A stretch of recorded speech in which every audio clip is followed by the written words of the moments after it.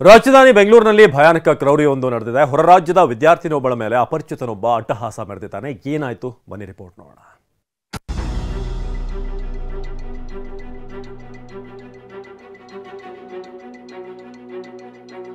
ಯತ್ರ ನಾರ್ಯಸ್ತು ಪೂಜ್ಯಂತೆ ತತ್ರ ರಮಂತೆ ದೇವತಃ.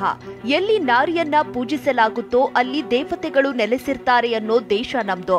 ಆದ್ರೆ ಇಲ್ಲಿ ನಡೀತಿರೋ ಘಟನೆಗಳು ಮಾತ್ರ ಈ ಮಾತಿಗೆ ತದ್ವಿರುದ್ಧವಾಗಿವೆ. ಕೋಲ್ಕತಾದ ವೈದ್ಯೆ ಮೇಲಿನ ಅತ್ಯಾಚಾರ ಮತ್ತು ಕೊಲೆ ಪ್ರಕರಣ ಮಾಸುವ ಮುನ್ನವೇ ರಾಜ್ಯದಲ್ಲಿ ಭಯಾನಕ ಕೃತ್ಯವೊಂದು ನಡೆದಿದೆ. ಪಾರ್ಟಿ ಮುಗಿಸಿ ಮನೆಗೆ ಹೊರಟ ವಿದ್ಯಾರ್ಥಿನಿ ಮೇಲೆ ಲೈಂಗಿಕ ದೌರ್ಜನ್ಯ. ಪಾನಮತ್ತ ವಿದ್ಯಾರ್ಥಿನಿಯನ್ನ ನಿರ್ಜನ ಪ್ರದೇಶಕ್ಕೆ ಕರೆದೊಯ್ದು ಅತ್ಯಾಚಾರ ಯತ್ನ. ಹೌದು, ಬೆಂಗಳೂರಿನಲ್ಲಿ ಭಯಾನಕ ಕೃತ್ಯ ನಡೆದು ಹೋಗಿದೆ. ಪಾರ್ಟಿ ಮುಗಿಸಿ ಮನೆಗೆ ಹೋಗ್ತಿದ್ದ ವಿದ್ಯಾರ್ಥಿನಿ ಮೇಲೆ ಲೈಂಗಿಕ ದೌರ್ಜನ್ಯ ಎಸಗಲಾಗಿದೆ.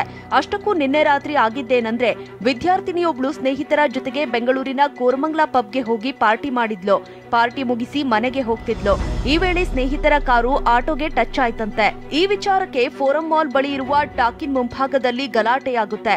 ಆಟೋ ಚಾಲಕರು ಗಲಾಟೆ ಮಾಡ್ತಿದ್ದಂತೆ ಸ್ಥಳಕ್ಕೆ ಹೊಯ್ಸಳ ಕೂಡ ಬಂದಿತ್ತು. ಇಷ್ಟರಲ್ಲಿ ವಿದ್ಯಾರ್ಥಿನಿ ಬೈಕ್ ಒಂದರಲ್ಲಿ ಡ್ರಾಪ್ ತೆಗೆದುಕೊಳ್ತಾಳೆ. ಮಾರ್ಗ ಮಧ್ಯೆ ಏನಾಯ್ತೋ ಗೊತ್ತಿಲ್ಲ. ವಿದ್ಯಾರ್ಥಿನಿ ಮತ್ತೊಂದು ಬೈಕ್ ಹತ್ತಿ ಹೋಗ್ತಾಳೆ.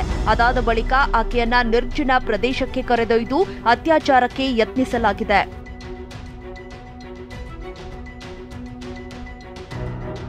ಇನ್ನು ಎಮರ್ಜೆನ್ಸಿ ಸೆಟ್ಟಿಂಗ್ನಲ್ಲಿ ವಿದ್ಯಾರ್ಥಿನಿ ತನ್ನ ತಂದೆ ಮತ್ತು ಗೆಳತಿ ನಂಬರ್ ಸೇವ್ ಮಾಡಿದ್ಲು.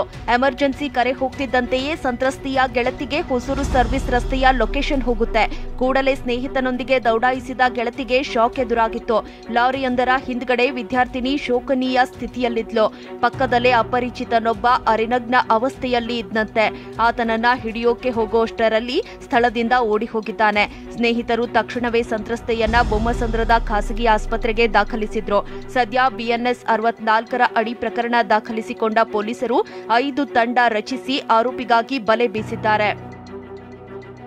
ಪದವಿ ವಿದ್ಯಾರ್ಥಿನಿ ಮೇಲೆ ಕೃತ್ಯ, ಆರೋಪಿ ಗುರುತು ಪತ್ತೆ. ಪೊಲೀಸ್ ಮೂಲಗಳ ಪ್ರಕಾರ ಲೈಂಗಿಕ ದೌರ್ಜನ್ಯಕ್ಕೆ ಒಳಗಾದ ವಿದ್ಯಾರ್ಥಿನಿ ಹೊರ ರಾಜ್ಯದವಳು. ಬೆಂಗಳೂರಿನಲ್ಲಿ ಪದವಿ ಅಂತಿಮ ವರ್ಷದಲ್ಲಿ ವ್ಯಾಸಂಗ ಮಾಡ್ತಿದ್ದಾಳೆ. ಸದ್ಯ ಪ್ರಕರಣದ ಬೆನ್ನು ಹತ್ತಿರೋ ಖಾಕಿ ಆರೋಪಿಯ ಗುರುತು ಪತ್ತೆ ಮಾಡಿದ್ದಾರಂತೆ. ಬಂಧನ ಒಂದೇ ಸದ್ಯ ಬಾಕಿ ಉಳಿದಿದೆ. ಆಸ್ಪತ್ರೆಗೆ ಭೇಟಿ ನೀಡಿದ್ದ ಅಡಿಷನಲ್ ಕಮಿಷನರ್ ವಿದ್ಯಾರ್ಥಿನಿ ಆರೋಗ್ಯ ವಿಚಾರಿಸಿದ್ರು. ಅತ್ಯಾಚಾರಕ್ಕೆ ಯತ್ನ ನಡೆದಿದ್ದು ನಿಜ ಎಂದ ಗೃಹ ಸಚಿವ ಪರಮೇಶ್ವರ್. ಇನ್ನು ಘಟನೆಯ ಬಗ್ಗೆ ಗೃಹ ಸಚಿವ ಪರಮೇಶ್ವರ್ ಖಾತ್ರಿಪಡಿಸಿದ್ದಾರೆ. ಅತ್ಯಾಚಾರ ಯತ್ನ ನಡೆದಿರೋದು ನಿಜ ಅಂತ ಹೇಳಿದ್ದಾರೆ.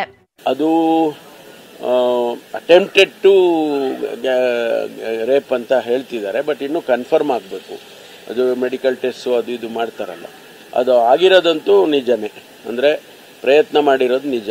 ಅದಕ್ಕೆ ಈಗ ಅವರು ಆ ಹೆಣ್ಮಗಳು ಅವ್ರನ್ನ ಕರ್ಕೊಂಡೋಗಿ ಟೆಸ್ಟ್ ಮಾಡಿಸಿ ಅದೇನು ಎಲ್ಲ ಪ್ರೊಸೀಜರ್ ಏನಿದೆ ಅದೆಲ್ಲ ಮಾಡ್ತಾ ಇದ್ದಾರೆ.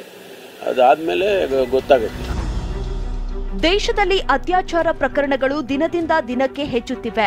ಈ ನಡುವೆ ರಾಜ್ಯ ರಾಜಧಾನಿಯಲ್ಲಿನ ಈ ಕೃತ್ಯ ಸಿಟಿ ಮಂದಿಯನ್ನ ಬೆಚ್ಚಿ ಬೀಳಿಸಿದೆ. ಆದಷ್ಟು ಬೇಗ ಆರೋಪಿಯನ್ನ ಸೆರೆ ಹಿಡಿದು ಕ್ರೌರ್ಯಕ್ಕೆ ತಕ್ಕ ಶಿಕ್ಷೆ ಕೊಡಬೇಕಿದೆ. Bureau report, TV9.